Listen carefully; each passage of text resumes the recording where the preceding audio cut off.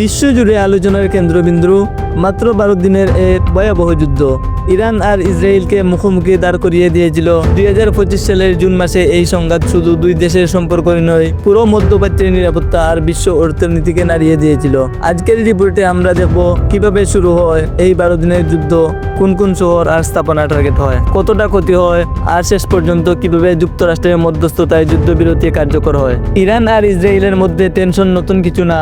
বহু বছর ধরে গোপন অপারেশন, সাইবার আক্রমণ, সিরিয়া আর লেবাননে প্রক্সি যুদ্ধ, সব মিলিয়ে এক ধরনের ছায়াযুদ্ধ চলছিল।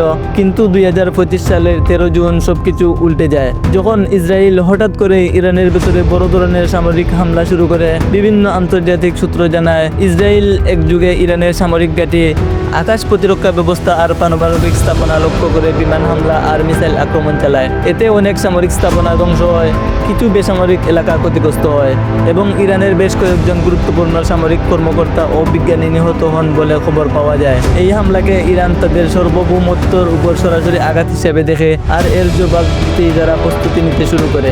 ইসরায়েলি হামলার অল্প কিছুদিনের মধ্যে ইরানের পক্ষ থেকে আসে বড় ধরনের পাল্টা আঘাত। আন্তর্জাতিক গণমাধ্যমের রিপোর্ট অনুযায়ী ইরান ইসরায়েলের দিকে 500-এরও বেশি ব্যালিস্টিক মিসাইল আর 1000-এরও বেশি সুইসাইড ড্রোন নিক্ষেপ করে। এই আক্রমণের মূল লক্ষ্য ছিল ইসরায়েলের সামরিক স্থাপনা, জ্বালানি অবকাঠামো, সরকারি ভবন, এমনকি কিছু ঘনবসতিপূর্ণ শহর। ইসরায়েল নিজেদের আকাশ প্রতিরক্ষা ব্যবস্থা দিয়ে অনেক মিসাইল ধ্বংস করতে সক্ষম হলেও কিছু মিসাইল আর ড্রোন তাদের লক্ষ্যভেদ করে, যার ফলে কয়েকটি শহর বিস্ফোরণ, অগ্নিকাণ্ড আর হতাহতের ঘটনা ঘটে। শুধু সামরিক স্থাপনায় নয়, অন্তত একটা হাসপাতাল ও কয়েকটি বেসামরিক এলাকা ক্ষতিগ্রস্ত হওয়ার খবর আসে, যা নিয়ে আন্তর্জাতিক মহলে তীব্র উদ্বেগ আর নিন্দা দেখা যায়। এই সংঘাতে তৃতীয় বড় খেলোয়াড় হিসাবে সামনে আসে যুক্তরাষ্ট্র। ইরানের ক্ষেপণাস্ত্র আক্রমণের বেশ কয়েকটি অংশ যুক্তরাষ্ট্র নিজেই প্রতিহত করে, বিশেষ করে মধ্যপ্রাচ্যে থাকা তাদের ঘাঁটি আর মিত্রদের রক্ষার জন্য। পরে যুক্তরাষ্ট্র সরাসরি পদক্ষেপ নিয়ে ইরানের 3টি গুরুত্বপূর্ণ পারমাণবিক স্থাপনায় বিমান হামলা চালায়, যার ফলে ইরানের পারমাণবিক কর্মসূচি উল্লেখযোগ্যভাবে ক্ষতিগ্রস্ত হয় বলে বিভিন্ন বিশ্লেষণে উঠে আসে। এই হামলা ইরানকে আরও চাপে ফেলে দেয়। একদিকে ইসরায়েলের টানা আক্রমণ, অন্যদিকে যুক্তরাষ্ট্রের টার্গেটেড স্ট্রাইক, আর ভেতরে চলছে অর্থনৈতিক সংকট ও জন অসন্তোষ। সব মিলিয়ে পরিস্থিতি ইরানের জন্য খুব কঠিন হয়ে ওঠে। যুদ্ধ মানেই শুধু ট্যাঙ্ক, মিসাইল আর যুদ্ধ বিমানের খবর না, এর সবচেয়ে বড় মূল্য দেয় সাধারণ মানুষ। ইরান ইসরায়েল এই 12 দিনের যুদ্ধ দুপক্ষই অনেক মানুষ মারা যায় ও আহত হয়। বিভিন্ন প্রতিবেদন অনুসারে ইরানে 1000-এরও বেশি মানুষ নিহত হয় আর কয়েক হাজার মানুষ আহত হওয়ার খবর পাওয়া যায়, যার মধ্যে সামরিক সদস্যর পাশাপাশি অনেক সাধারণ নাগরিকও ছিল। ইসরায়েলেও মিসাইল আক্রমণে মানুষ হতাহত হয়, অনেক ঘরবাড়ি ক্ষতিগ্রস্ত হয়, অনেককে বাড়িঘর ছেড়ে নিরাপদ আশ্রয়ে যেতে হয়। যুদ্ধের কারণে ইরানের ভেতর 10,000 মানুষ বাসস্থান হারিয়ে অন্যত্র আশ্রয় নিতে বাধ্য হয়, আর ইসরায়েলে হাজার হাজার মানুষ অস্থায়ী আশ্রয়ে চলে যায়। এদিকে আঘাত আসে অর্থনীতিতেও।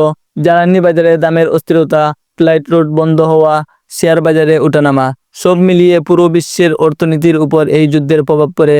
কিন্তু সবকিছুর মাঝখানে সবচেয়ে বেশি ক্ষতিগ্রস্ত হয় সেই সাধারণ মানুষ, যারা কোনো সিদ্ধান্ত নেয় না কিন্তু সব সিদ্ধান্তেরই মূল্য পরিশোধ করে।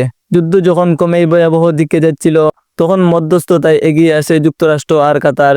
একাধিক গোপন আলাপ আলোচনা, ফোন কলে কথা বলা, কূটনৈতিক বার্তা আদান প্রদানের পর অবশেষে 23-24 জুনের দিকে একটা যুদ্ধবিরতি কার্যকর হয়। 24 জুন কার্যকর হওয়া এই যুদ্ধবিরতি অনুযায়ী প্রথমে নির্দিষ্ট সময়ের জন্য ইরান আক্রমণ বন্ধ রাখবে, পরে একইভাবে ইসরায়েলও আক্রমণ বন্ধ করবে। আর এই ধাপে ধাপে প্রক্রিয়াটা সফল হলে যুদ্ধ আনুষ্ঠানিকভাবে শেষ বলে গণ্য হবে। শুরুতে দুপক্ষ থেকেই কিছু অভিযোগ আসে যে কেউ কেউ যুদ্ধবিরতির পরও নিয়ম ভেঙে আক্রমণ করেছে, এমন হতাহত হয়। তবুও বড় ধরনের নতুন যুদ্ধ এড়ানো সম্ভব হয় এবং ধীরে ধীরে গুলাগুলি শব্দ থেমে আসে। যে কোনো যুদ্ধের পর বড় প্রশ্ন হলো, কে জিতলো আর কে হারলো। ইসরায়েল বলছে এই যুদ্ধের মাধ্যমে তারা ইরানের পারমাণবিক কর্মসূচি আর ক্ষেপণাস্ত্র সক্ষমতাকে অনেকটা পিছিয়ে দিয়েছে, আর এটা তাদের জন্য ঐতিহাসিক বিজয়। অন্যদিকে ইরান নিজেদের বিজয়ী বলে দাবি করছে।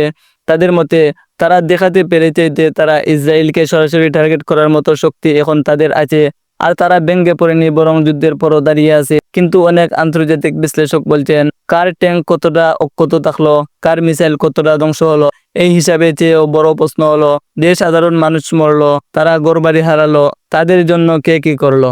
এছাড়া যুদ্ধের পর ইরানের ভিতরে রাজনৈতিক চাপ, অর্থনৈতিক সংকট আর আন্তর্জাতিক বিচ্ছিন্নতা আরও বাড়বে বলে ধারণা করা হচ্ছে। ইসরায়েলের ক্ষেত্রে নিরাপত্তা ঝুঁকি আর পুরোপুরি দূর হয়নি। ভবিষ্যতে নতুন করে হামলার আশঙ্কা, সীমান্তে উত্তেজনা আর অঞ্চলের অন্য গ্রুপগুলোর ভূমিকা সব মিলিয়ে অনিশ্চয়তা থেকেই গেছে। যুদ্ধবিরতি কার্যকর হওয়ার পর আপাতত যুদ্ধ থেমে গেছে, কিন্তু অনেকেই এই পরিস্থিতিকে বলছেন একটা বিরতি, নতুন জ্বরের আগের নীরবতা। ইরান ইসরায়েলের এই সংঘাত পরিষ্কার করে দিয়েছে, মধ্যপ্রাচ্যে যে কোনো সময় ছোট একটা সংঘাত ও খুব দ্রুত বড় আকার ধারণ করতে পারে। আর এর প্রভাব ছড়িয়ে পড়ে পুরো পৃথিবীতে, অর্থনীতি, জ্বালানি, নিরাপত্তা ও শরণার্থী সবকিছুর উপর। তাই আন্তর্জাতিক সম্প্রদায়ের সামনে এখন সবচেয়ে বড় চ্যালেঞ্জ শুধু এই যুদ্ধ থামিয়ে রাখা নয়, বরং ভবিষ্যতে যেন নতুন কোনো বড় যুদ্ধের দিকে বিশ্ব এগিয়ে না যায়, সেজন্য কূটনৈতিক সমাধান খোঁজা, আস্থা গড়ে তোলা আর সাধারণ মানুষের নিরাপত্তার গুরুত্ব দেওয়া। কারণ শেষ পর্যন্ত যুদ্ধ যে কারোর জন্য স্থায়ী সমাধান নয়, আর এর প্রকৃত মূল্য দেয় সীমান্তের দুই পাশের নিরীহ মানুষ। আপনারা দেখছিলেন 2025 সালের ইরান ইসরায়েলের 12 দিনের যুদ্ধ নিয়ে আমাদের বিশেষ প্রতিবেদন। এই রিপোর্টে ব্যবহৃত সব তথ্য আন্তর্জাতিক বিভিন্ন বিশ্বাসযোগ্য সূত্রের প্রকাশিত খবর ও বিশ্লেষণের ভিত্তিতে উপস্থাপন করা হয়েছে। বিশ্বটির যুদ্ধ, সংঘাত আর কূটনৈতিক সমাধান নিয়ে আরও বিশ্লেষণধর্মী ভিডিও পেতে চ্যানেলটি সাবস্ক্রাইব করে পাশে থাকুন।